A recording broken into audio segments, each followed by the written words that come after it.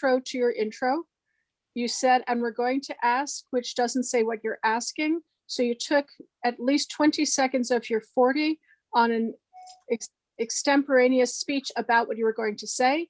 And mentioning that you're 25 gives a fixed number. You're growing, you're recent, and this is what distinguishes Blue Lotus Club from all the others out there, and why it is essential for you to be a member of Blue Lotus Club. Here's how.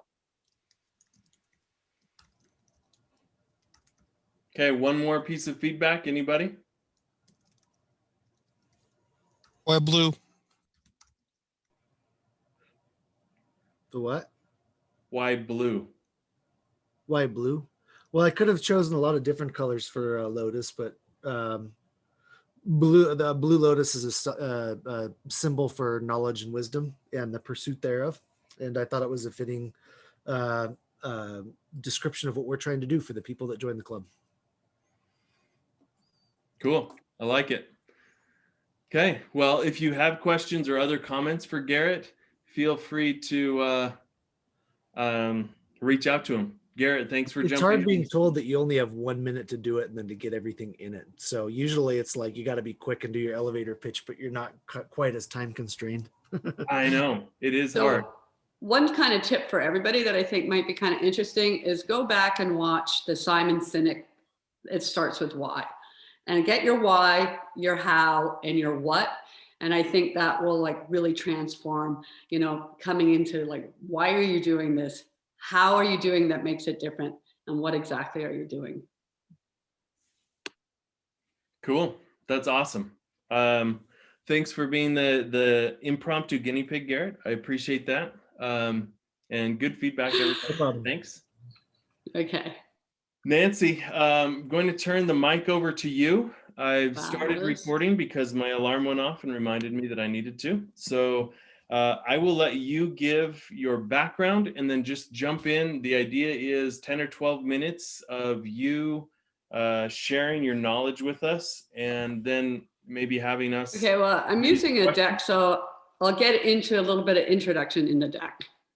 So I'm going to share my screen.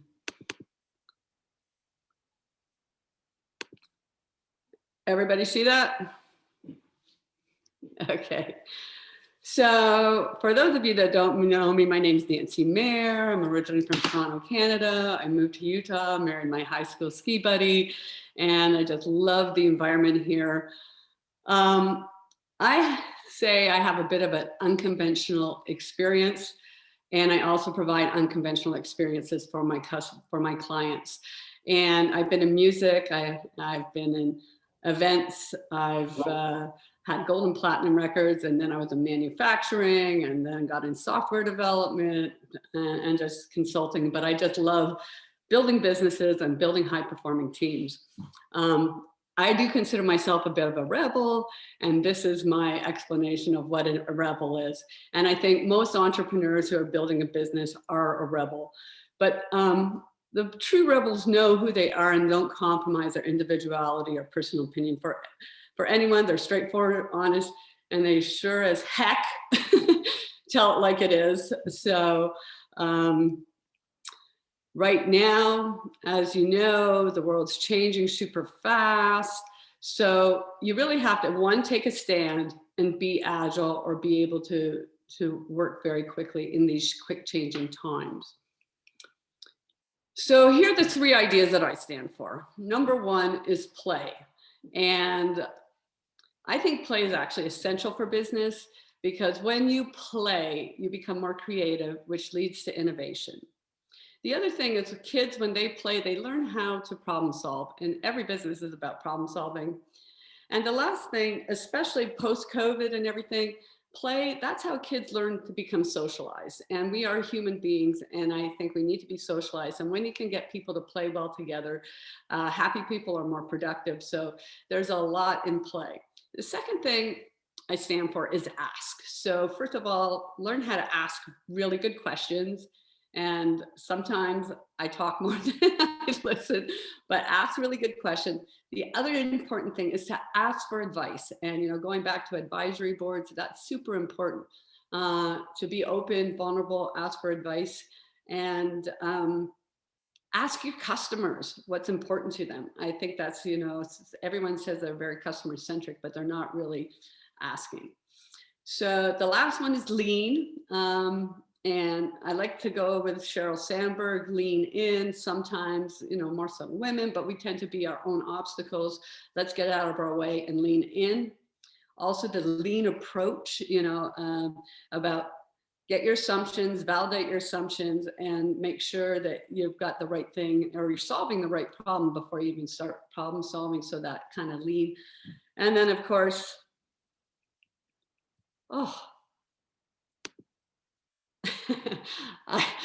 I like to lean in big time. I am an advanced motorcycle trainer, and so that's one of the things I stand for. So today, I just want to get into kind of sharing 5 one-page tools that I feel are incredibly helpful for building any kind of business or product. Some of these you might know about already, but this is what I call the Business Builders Toolkit 3.0. And it's iterative, but first you need that product market fit. Then you need to look at your model. Then you need to come up with your strategy, have an action plan, be able to tell your story. And what you end up with by going through this process is a pitch deck or a business plan with financials, because you really can't start your financials until you've made a lot of decisions along the way, because they're going to impact your bottom line. So I wanted to start with the product market fit. This is the business proposition canvas.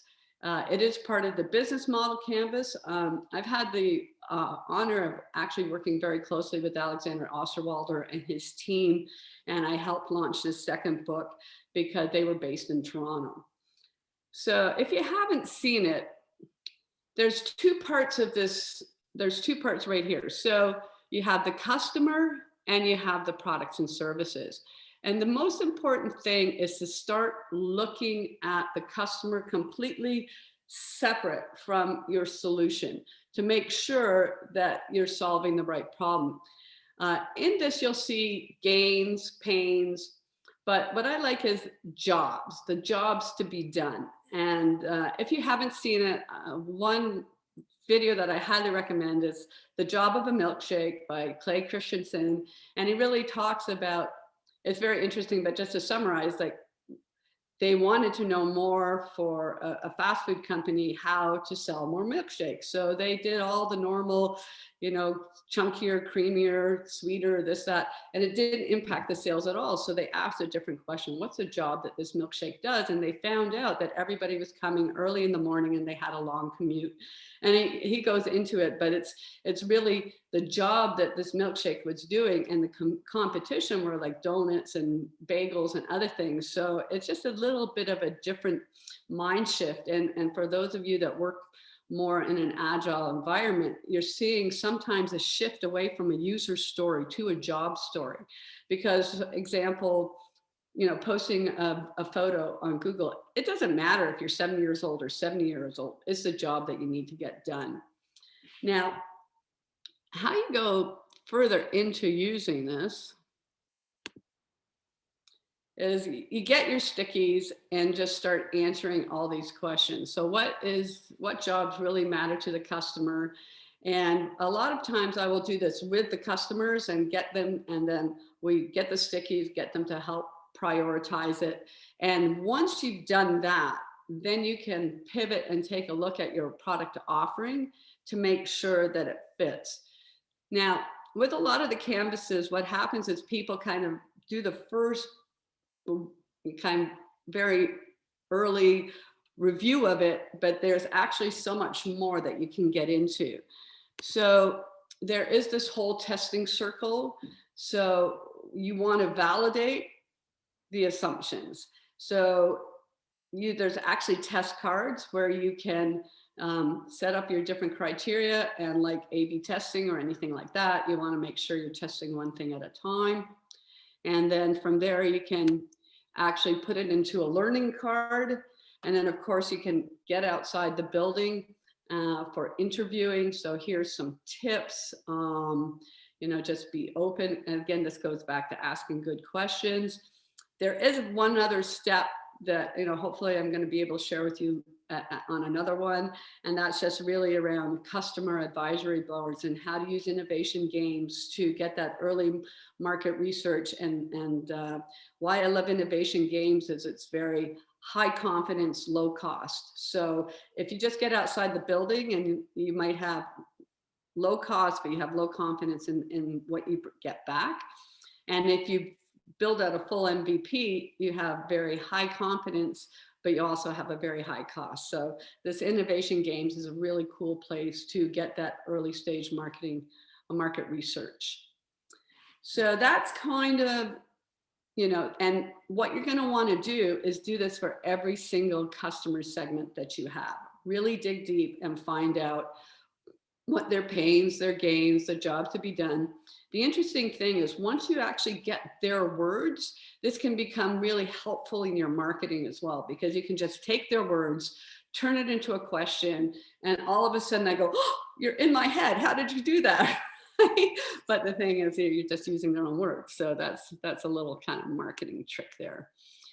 And when it's all said and done, this is an ad lib value proposition template. And this can also become part of that 1 minute speech, which is our service and product helps this market who want to buy unlike. And so it is a kind of a good framework for the value proposition. How do you add value and how do you compare to your competition? So now when you've done that, you can now plug it into the business model canvas. So as you can see, you have your value propositions here, you have your customer segments here.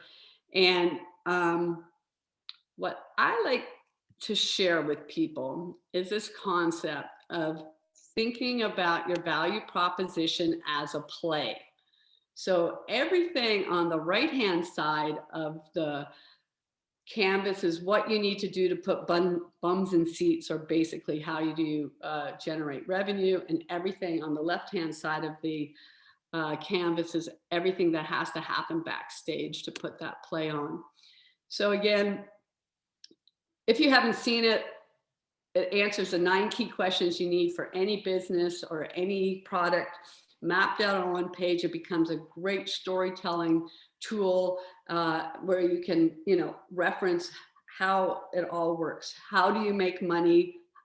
Where do you spend money? In one page. Super impactful.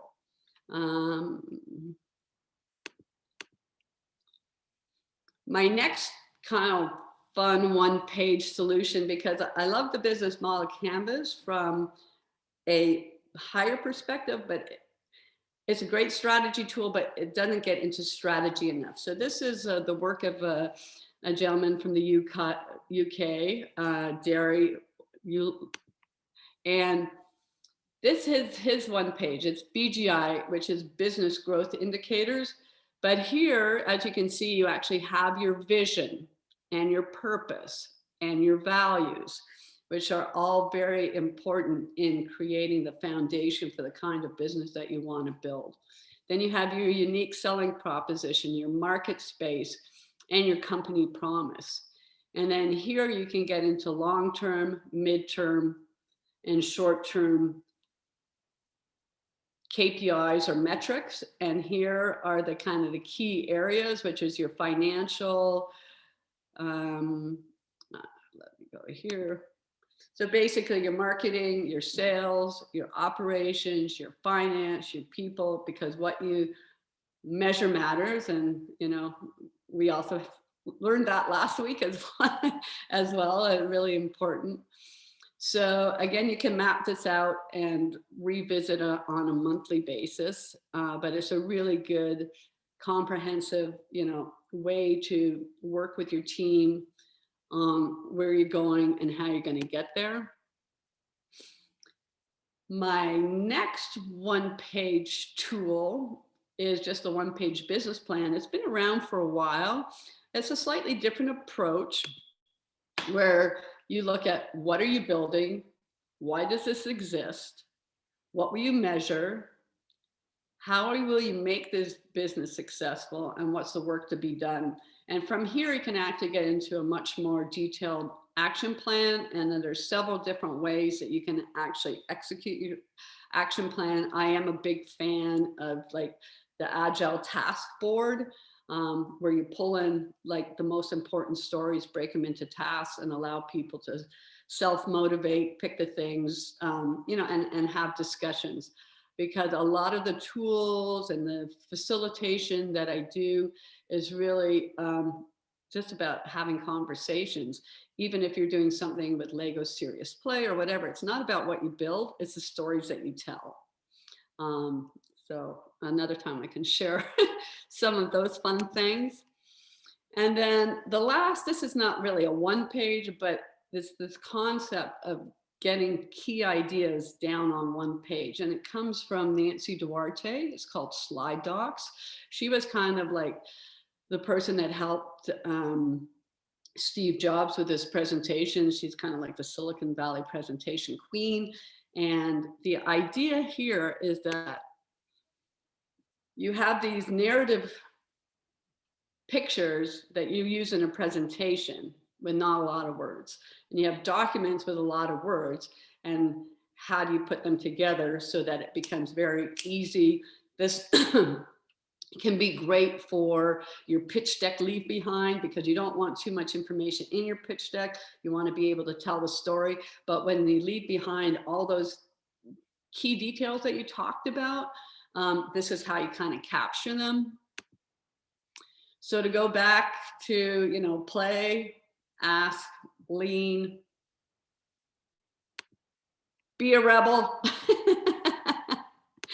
and think differently. So is that 10 minutes? Is that good? Does anyone, you want me to go back and kind of dig deeper into anything?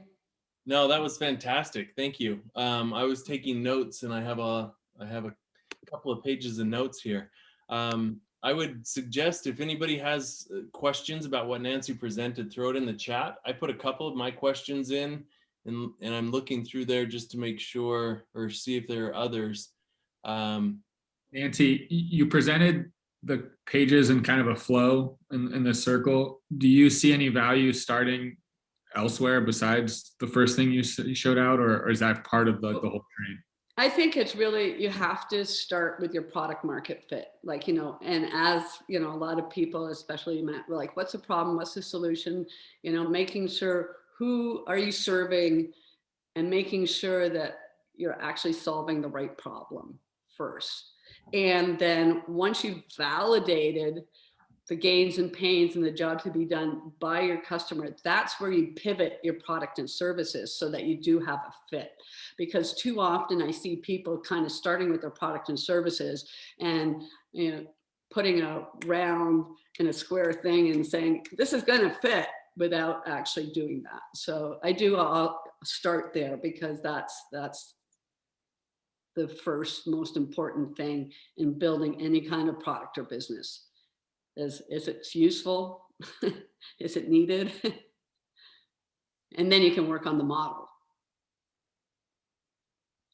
Because once you get into the model, then you can start saying, well, what if, because what I love about the business model canvas is that once you have your kind of current state or what you're thinking of, and then you start validating your actual assumptions, you can start putting it in context of what's going on in the rest of the world. Because a lot of people, when they use the business model canvas, they just fill out the canvas. But the next step, if you read the book or if you've done any work with it, is these forces, market forces, industry forces, key trends, macroeconomic forces.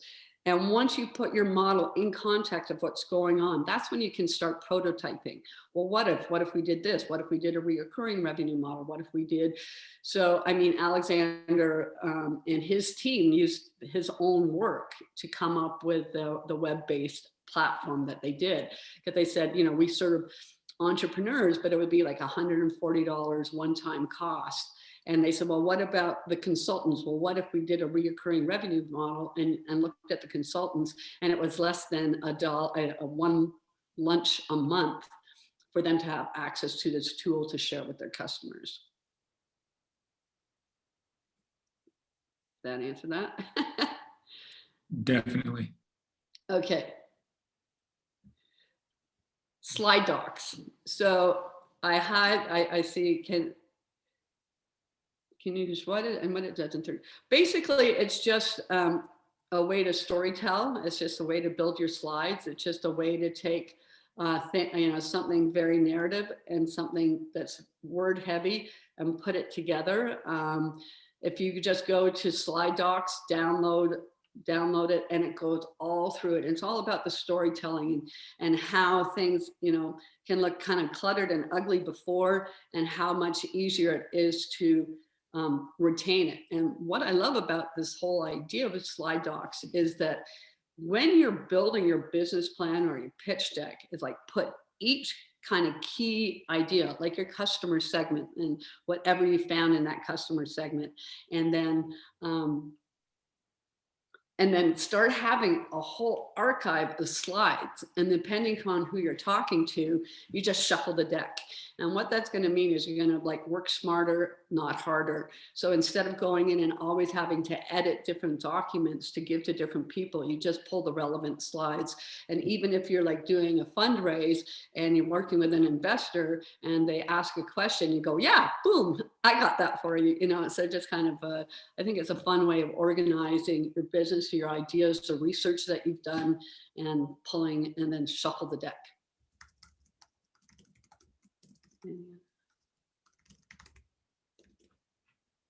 So there are a couple of other questions. One by Jeff Holman. How do you bring all of this together in a simple form for your team internally? Jeff, if you want to add any context to that, feel free to unmute yourself.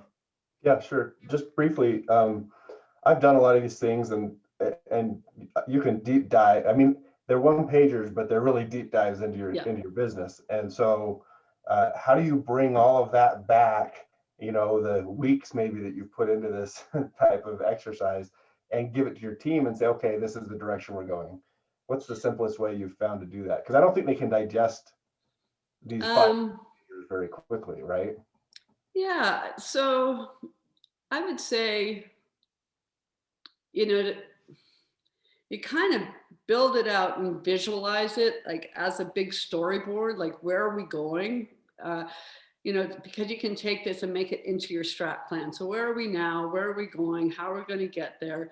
And by having these conversations and putting it up on the wall and having everybody kind of be part of creating this, and then, the actual execution piece is, I would say, again, I love using task boards, very visual, whether you use Trello or Jira or whatever, but it's just giving everybody that idea of what's going on. And for me, the thing that I love about using that task board and having daily stand-ups and things like that is that everybody can take ownership, but it's that celebration of like, what am I doing now? What am I doing next? What's standing in my way? And every time you do something, you celebrate, and then you get that dopamine release, and it's like, wow, that's really great. I want to do more. And so you get that velocity going. And I do think, a lot of these visual tools,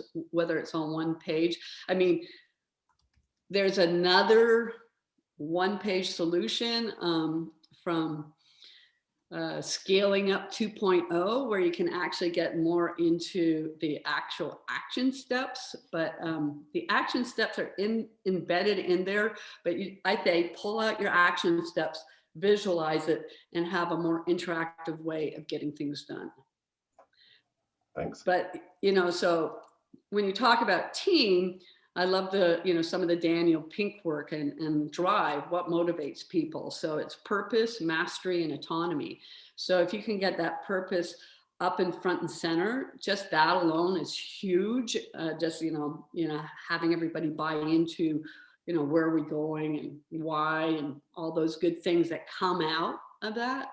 And then just encouraging them to get it done. And so the mastery is really more on the people level, the team building level, finding out where people want to go and helping them get to where they want to go. But once you can really articulate what your definition of done is, that's the autonomy piece that I love, where just let them do it any way they want to do it. Don't micromanage them, because that's where additional innovation comes from. Did that answer your question? Yeah, I think so. Thanks. Couple more questions in the chat, Nancy. Priscilla asked, how do you think of your revenue models from the startup level to the next step phases? Priscilla, if you want to unmute yourself, feel free and add some context there. Yes, hi Nancy, thank you a lot. I gotta say, look how aligned we are. I got those two on my desk. Yeah, when you're a startup,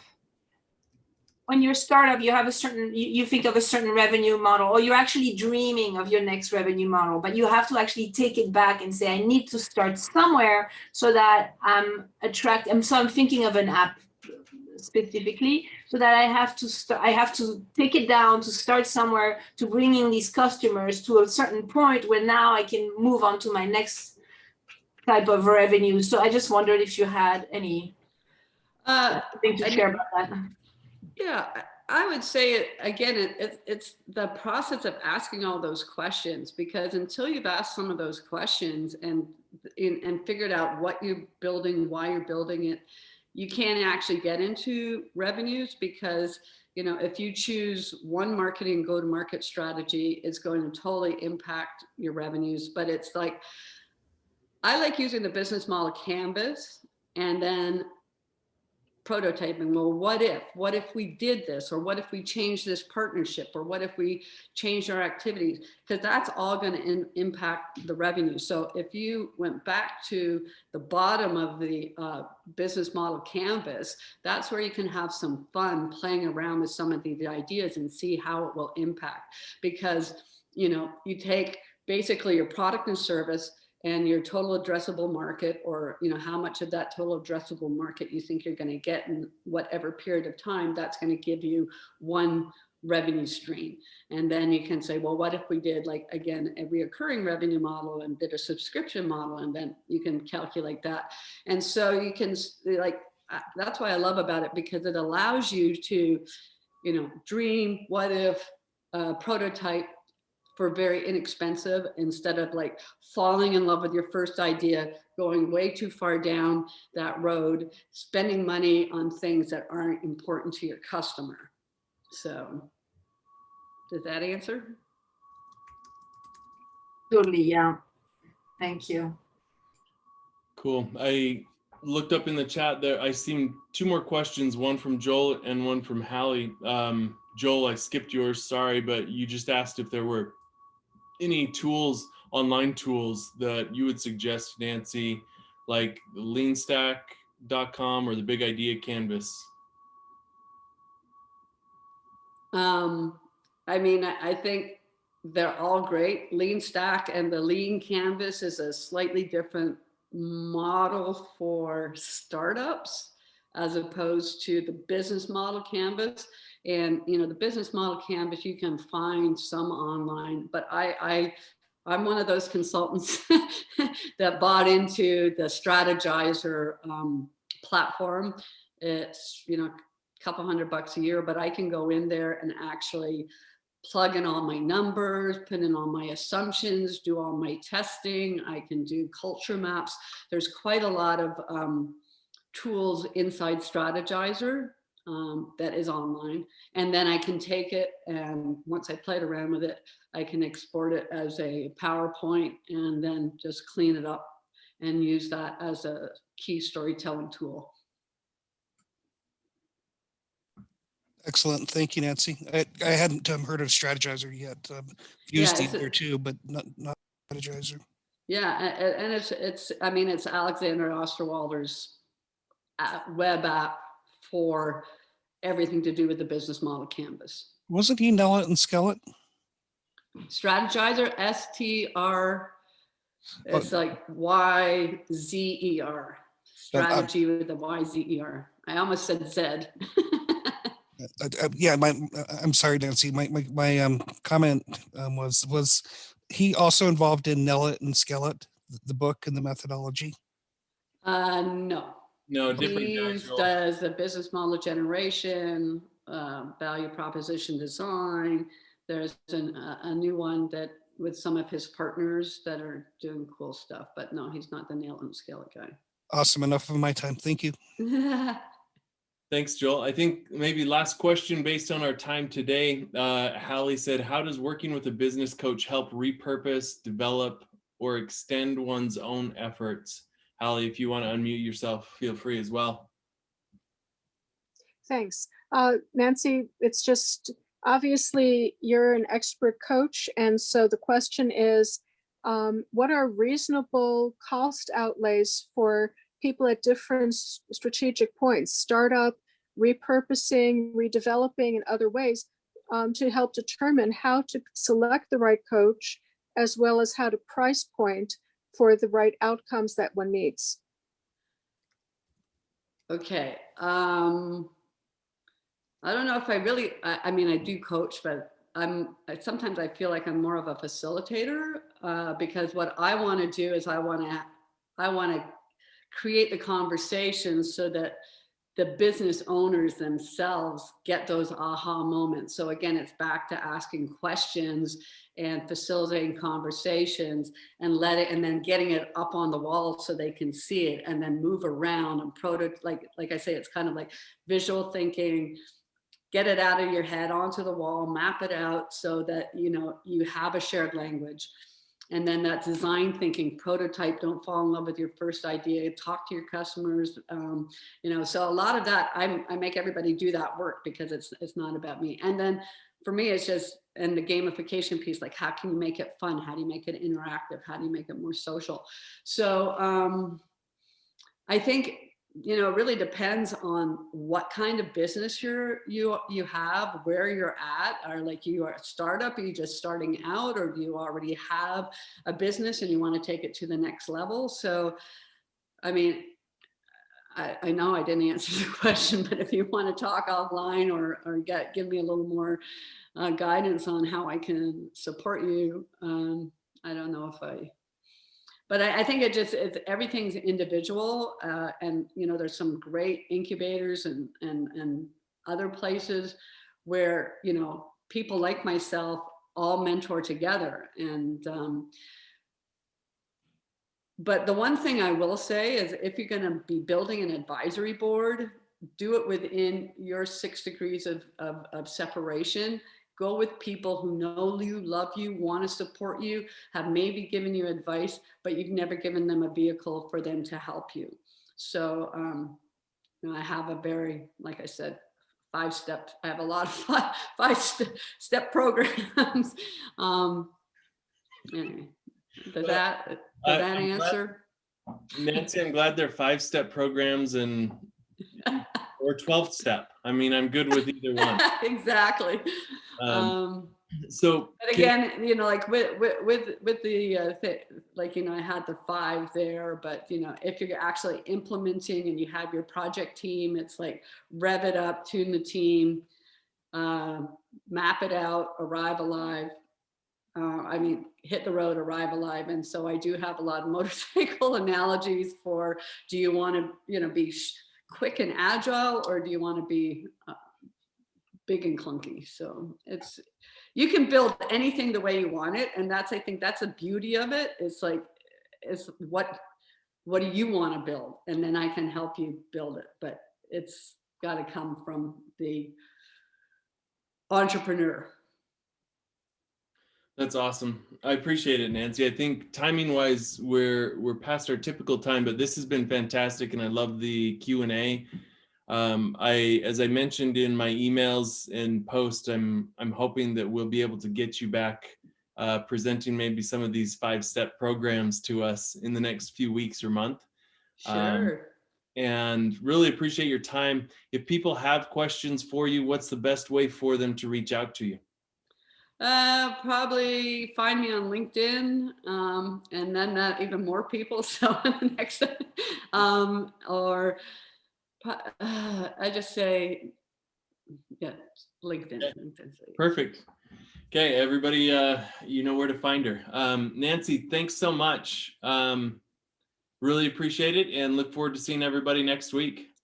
Yeah, and so I'll send you the pitch deck and then, or the deck, and then everybody can find their one-page solutions. And, next time, maybe we do a little bit deeper dive on the value proposition. I know that's what we had originally talked about, but given the short time.